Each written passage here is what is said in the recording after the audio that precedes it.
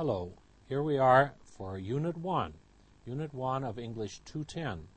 And of course that means we are beginning with Chapter 1, Academic Life Around the World. As you can see, this is our topic. What are we doing in this chapter? As you know, each unit we have a conversation. The topic here is meeting new friends.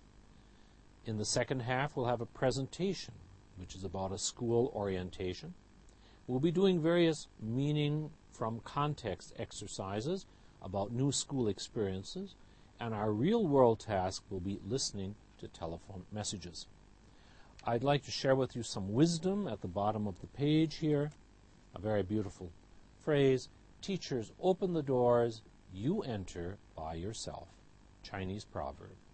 That is my job, to open the door, and you have to enter. I cannot push you through. All right, let's turn to this first introductory page here where we see some happy young fellows, and we're wondering, what are they doing? Well, where are they? Well, your answer should be on a campus. A campus, one of our vocabulary words for this unit. The campus is the area of a university or college. And these young men are very happy, and we would assume that their relationship is that of classmate, sharing the happy day when you graduate, something you can also be looking forward to. So this is something that we'll be looking at. Think of some of your close friends. How did you meet them? We'll be looking at that in our conversation today. What types of information are important to get on the first day of a new class? That will be in our presentation. So let's turn now to the beginning of our work here in this unit, Conversation, Meeting New Friends. We see the two gentlemen who will be talking in our conversation. These are Jack and Peter, and they're in the lobby of their building. The lobby is the entrance area of the building, and they're going to be talking about some subjects. I won't tell you because you'll have to listen. But we have some general questions at the bottom. What do you say when you meet someone for the first time? You might say, hello, nice to meet you, where are you from? Of course, you like to ask questions. Questions are not enough. Body language, number 2. What body language or gestures do you use? Notice here, one of these gentlemen is holding out his hand. It's a gesture of acceptance, showing that he is interested in the other person. We'll be looking at some body language later in this unit. What body language or gestures do you use when you greet a good friend? You'd probably shake his hand.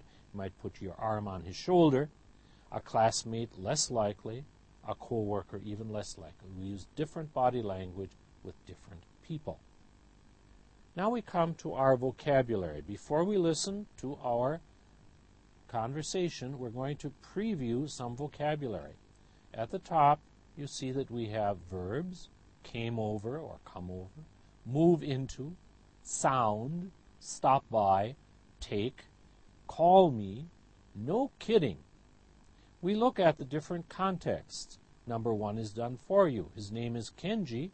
I don't think that's an English name. It, Japanese. The choice is sounds. Now, see if you can choose the correct one for each of the following.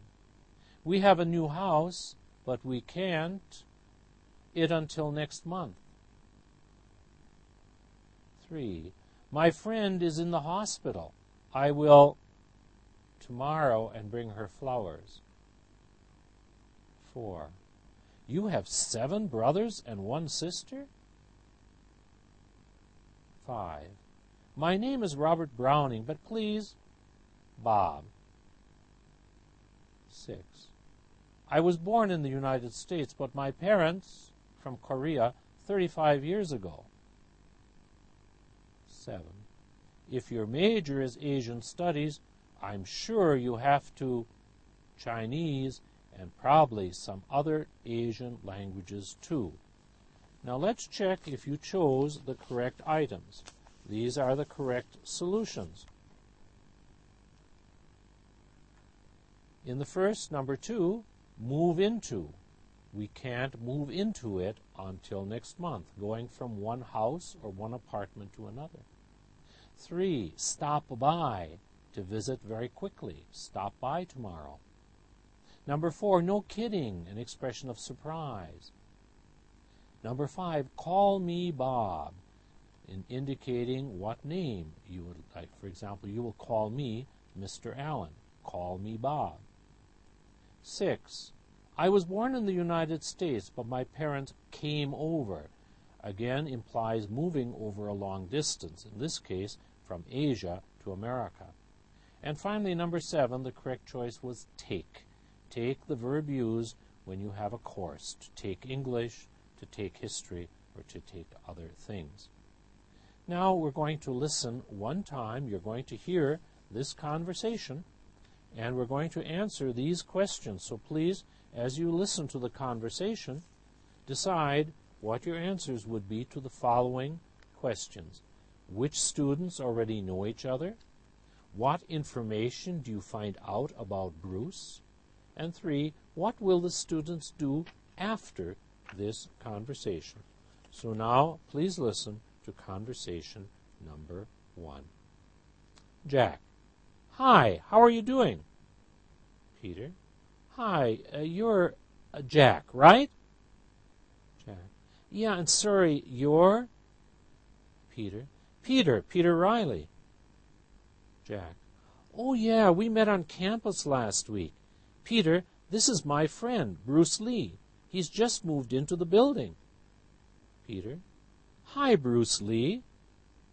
Bruce: Nice to meet you. You can just call me Bruce. Lee is my last name.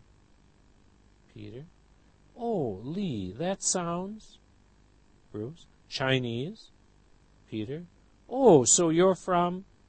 Bruce: From San Francisco. My parents came over from Hong Kong before I was born. Peter: Oh, that's cool. Actually, I was thinking of taking Chinese this term. Maybe you could help me. Bruce: Well, my Chinese really isn't very good. Jack: Listen, Peter, we're really hungry. Do you want to get something to eat with us? Sorry, I can't. I have to go meet my new classmates. Oh, okay. Well, stop by sometime. I'm up in 212. Peter: Hey, I'm on the same floor. I'm in 220. Jack: No kidding. Peter: Well, nice meeting you, Bruce. I'm sure I'll see you soon. Bruce and Jack: See you later. From listening, this is now extensive work. We would ask these questions. Which students already know each other? Well, we would say that Jack and Peter. Why? Because they're talking to each other, and then Bruce Lee is introduced. So Bruce Lee is someone new, whereas Jack and Peter know each other. What information do you find out about Bruce? Well, you should have heard that he's of Chinese background. You should have heard that his parents came from Hong Kong. You should have heard he has moved into the building with Peter and Jack. What will the students do after this conversation? Well, you should have heard that 2 of them plan to go and eat, but the other is going to see his classmates. This is what we call extensive understanding. Listening for details, this is intensive work. Indicate if this is true or false. Bruce was born in Hong Kong. You would indicate this as false because you heard that his parents came over before he was born. Number 2, Peter plans to take a Chinese class. Yes, he says, I was thinking of taking a class and needs help, so that is true. Jack and Peter are roommates. No, one lives in 212 and the other in 220. They're in the same building, but they are not roommates. So here you see examples of types of questions, both intensive and extensive. As you heard, another important thing that we are interested in doing is close work. Now here is the same conversation presented as a close exercise, not comprehension exercise, but a close exercise. I'm just trying to get this all somehow, okay, there. Now, you see at the top of the page a very important word for any learner of English or most languages, stress. In spoken English, important words are stressed. This means that they are spoken louder, longer, or higher than other words. Stressed words usually give the most important information. These kinds of words are usually stressed: verbs, nouns, adjectives, adverbs, numbers, and negatives like isn't, don't, and can't. Now we have in English both word stress and sentence stress. This is sentence stress because we're looking at a sentence and we're asking which words get more stress than others.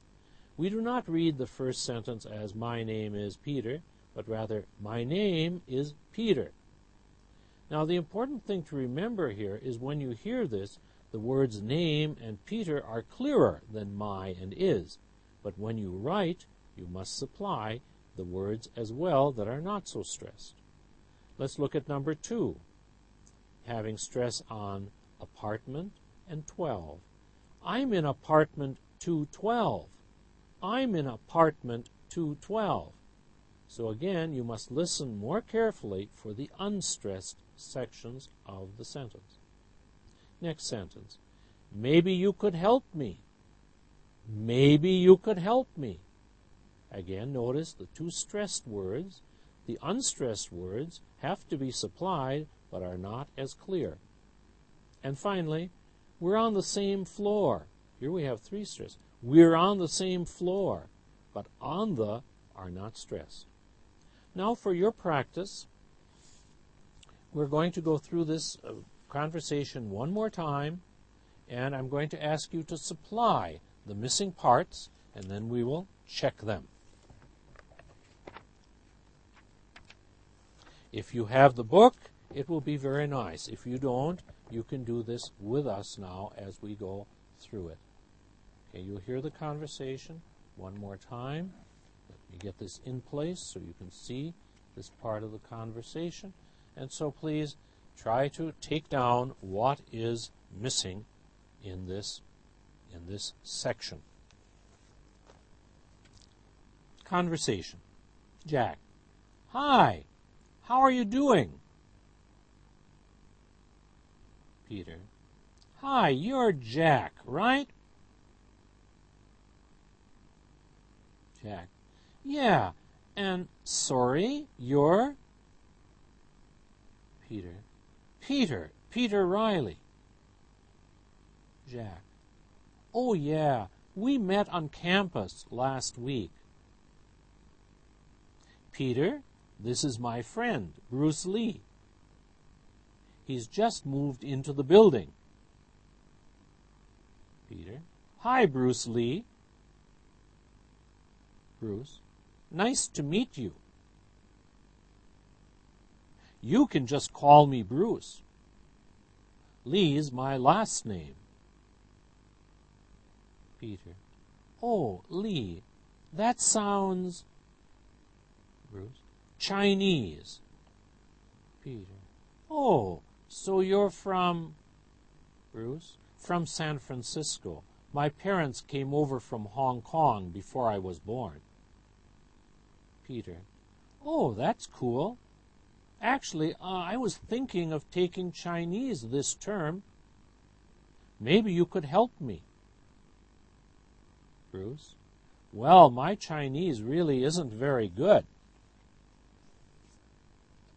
Now we move to the next page, the remainder of the close. Okay. Listen, Peter, we're really hungry. Do you want to get something to eat with us? Peter. Sorry, I can't. I have to go meet my new classmates. Jack. Oh, okay. Well, stop by sometime. I'm up in 212. Peter. Hey, I'm on the same floor. I'm in 220. Jack. No kidding. Peter. Well, nice meeting you, Bruce. I'm sure I'll see you soon. All right, let's check how well you completed that. Let's see some of the difficulties you may have encountered in doing that particular exercise. Now here are the same exercise but filled in. some things to note. Please be very careful doing, that you're not doing but doing, this full form. Be careful with proper names. Jack must be capital. Met, again, be careful of present and past. Meet and met. Vocabulary word campus, you can expect to see that again. Friend. Building has a U, U-I-L-D-I-N-G. Here we have the base form, meet, notice compared with met, past and base form. Call me, C-A-L-L. Be careful that sounds. Be sure to get the S. We call it the third person singular marker. Again with my parents came. Be sure A-M-E, past tense form, came over. Born without an E, O-R-N.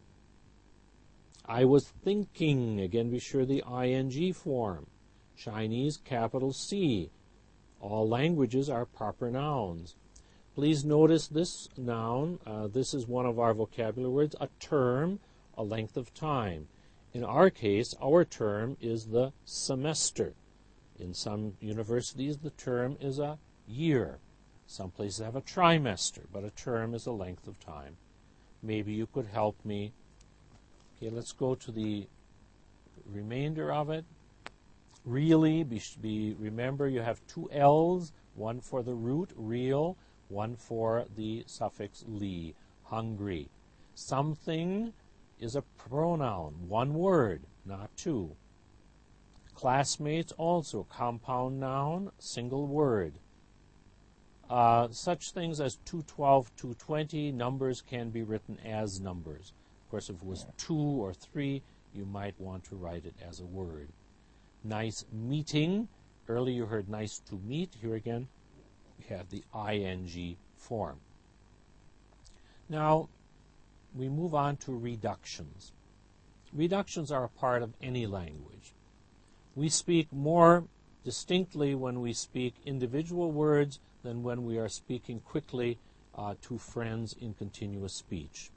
So what we have in English, we have reductions, such as the unreduced do you want to becomes do you wanna. How are you going? How are you doing? Instead of how are you doing. Nice to meet you instead of nice to meet you. Now, of course, your job is to recognize the full form by hearing the reduced form. Comparing unreduced and reduced pronunciation. The following sentences come from the conversation. Listen for the difference between unreduced and reduced pronunciation. Repeat both forms after the speaker. So please do that now. Hi, how are you doing? Reduced. Hi, how are you doing? 2. Do you want to get something to eat with us? Reduced. Do you want to get something to eat with us? 3. I have to meet my new classmates. Reduced. I have to meet my new classmates. 4. I'll see you soon.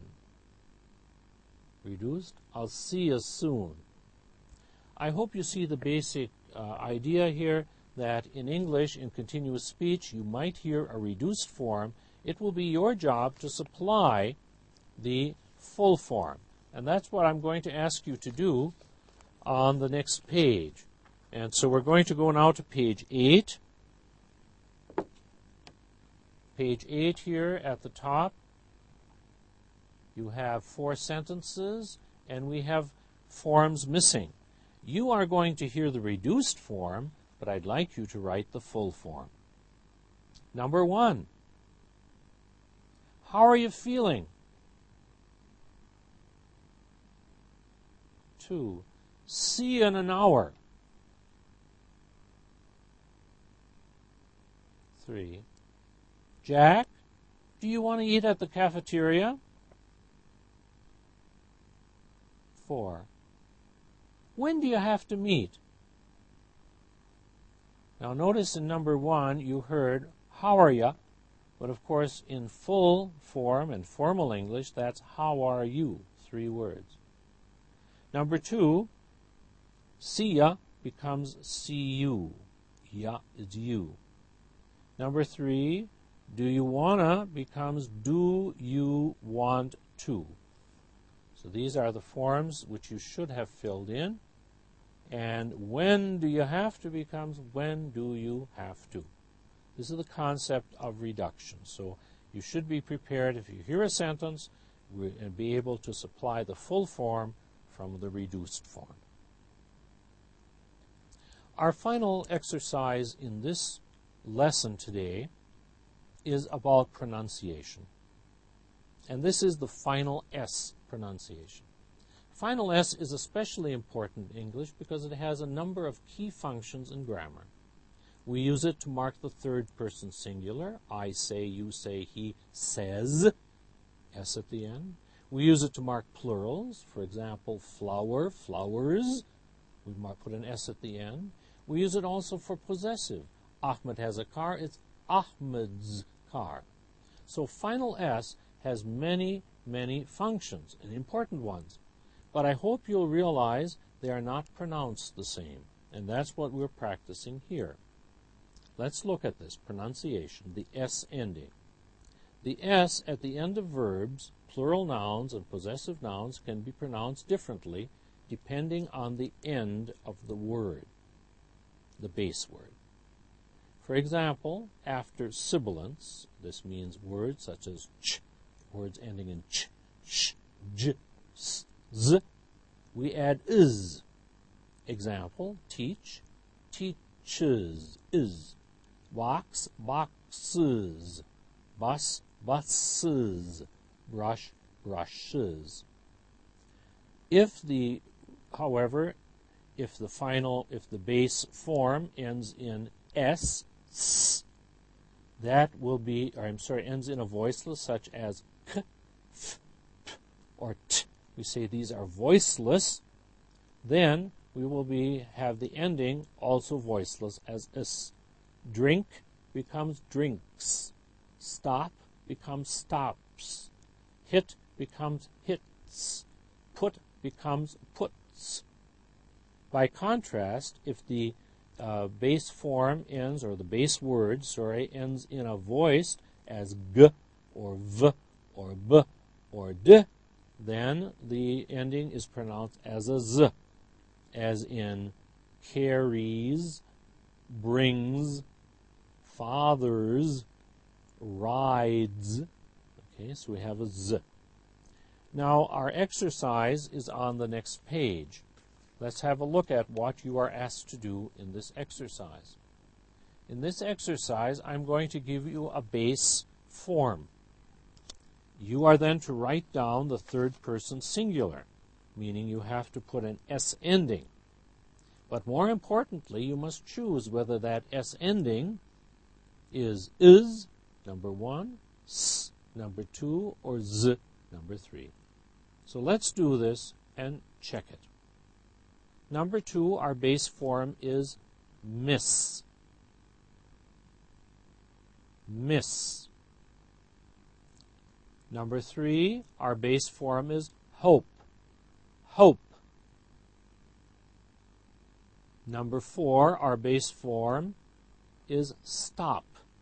Stop. Number 5, our base form is drive. Drive. Number 6, our base form is phone. Phone. Number 7, our base form is wash. Wash. Number 8, our base form is summarize. Summarize. Number 9, our base form is mother.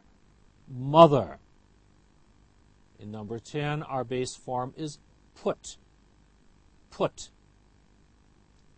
I hope now you have written down the S form of each of these base forms, and now we're going to go through and check them. Here you have the solution, and let's see how well you did. Miss becomes Mrs., and the correct choice is because we have s, Mrs. In the case of hope, The correct choice is number 2, s, because we have voiceless p, hopes. The same with number 4, the same form, p, at the end of stop. So the correct choice is number 2, stops. Number 5 is different because the base form ends with the sound v, which is voiced. So we have a voiced ending, z, drives. The same with phone. Notice it does not go by the letter, but by the sound. It ends with the sound n, n. All nasals, n, m, n, are voiced, so phones. Wash, very different. This is sibilant, sh. So we have washes, number 1, is. Summarize. Again, we have another sibilant, z. So again, summarizes, is. Mother, r. The retroflex in English is voiced, and so it's followed by a voiced ending, not mothers, but mothers. Fathers, brothers. After r, the ending will always be voiced as a z. And finally with put, very simple, t, voiceless, so followed by also voiceless s, puts. Let's practice some of these endings now, and maybe you can think as we do them whether they are voiced, unvoiced, or is. Where does your teacher work? He works. I hope you hear that that's going to be voiceless, number 2. Number 2, what does he or she teach? He teaches. The ch sibilant, so we have is, number 1, as our choice. Number 3, how much homework does your teacher give you? He gives me. Notice v, voice, so z, again, this will be number 3. When does your class begin? It begins, n. Remember, all nasals are voiced, so it's followed by z, again, number 3. When does your class end? It ends, d, again, voiced, followed by z, number 3. How many books does a college student usually buy? He buys. Remember that a vowel is always going to be voiced, so it's always followed by z. Goes, buys, sees, always be followed by z, the voiced form. How long does it take for you to get to school? It takes. K is voiceless, so followed by voiceless s, number 2. What kinds of things does a student bring to school? He brings. Remember the ng sound, the nasal n, m, ng are all nasals. They're always followed by voiced z, brings. How many subjects did you study, or did he study, or does he study? He studies. Against e, vowel, voiced, z, studies. That's number 3. And finally, what does a student do if he or she wants to ask a question? He raises his hand. Raise ends in a sibilant, so we have is, number 1. So that was our pronunciation exercise in Unit 1. On the following pages, we have something to talk about using language functions. We heard people introduce themselves. Let's look at some of the ways people can introduce themselves. Speaker A, Sharon, this is my friend Kim. I'd like you to meet my friend. Mom, I'd like to introduce you to my teacher. Different ways of introducing. Response, hi, good to meet you, pleasure to meet you, nice to meet you, all possibilities. If you're introducing yourself, hi, I'm Judy, I'm your neighbor, my name is. So just a little background on introducing yourself. Now I'd like to prepare you for our next lesson. The next lesson will be the second half of our unit, and this is going to be a presentation. So please notice we're going to have a presentation, and the subject is school orientation. If you have the book, I urge you to look ahead, prepare the vocabulary on this page, advisor, schedule, and so on, so we can continue with that next time. Thank you. I hope you enjoyed the lesson today.